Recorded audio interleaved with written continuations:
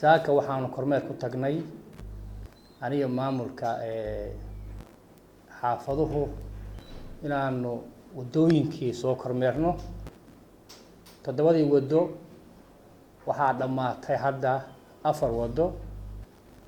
wado kalena waa kala bar wado leedahay Canaley iyaduna way shaqadii baa ka socota 2 wado todobadii wado harsan oo qaybtii laamiga ah wadooyinka dhamaaday waxaa u dhiman drainage-kii biyo saaradii iyo meeshii dadku marayay iyo wali shaqoon baa ka socota markii laamiga la saaro dadka qayb baa waxa laga yaabaa inay yiraahdaan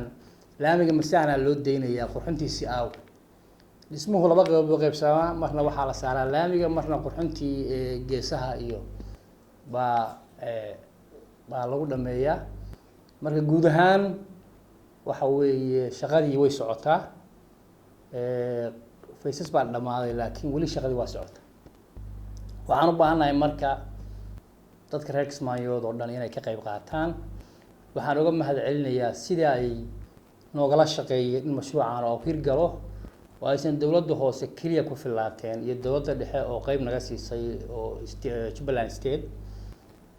waan ka mahadcelinayaa shacabka reer Kismaayo oo shacab fiican ah una heelan inay horumarka ka shaqeeyaan intii ay ka qabteen inta kalena waxaan ugu baaqayaa inay dawa iska raaciyaan oo magaalada si fiican loo qurxiyo waxaynu u baahanahay inaan samayno magaalo qurux badan oo laamiyare oo cagaaran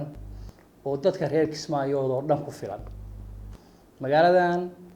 waxay ahaan jirtay magaalo madaxdii saddexaad ee Soomaaliya haddana waa magaaladii ku meel gaarka ah ee Jubaland dadka oo dhanna waxaa deeqda dawladnimada iyo wada noolaanshaha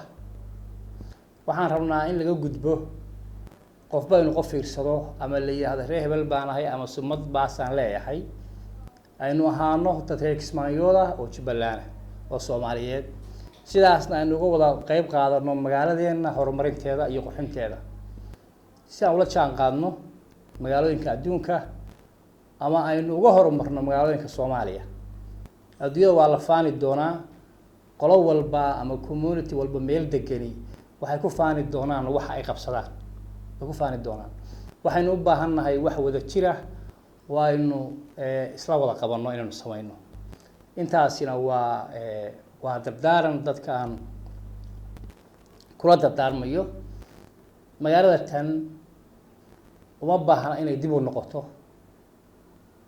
taariikho xun oo dhibaato ay soo martay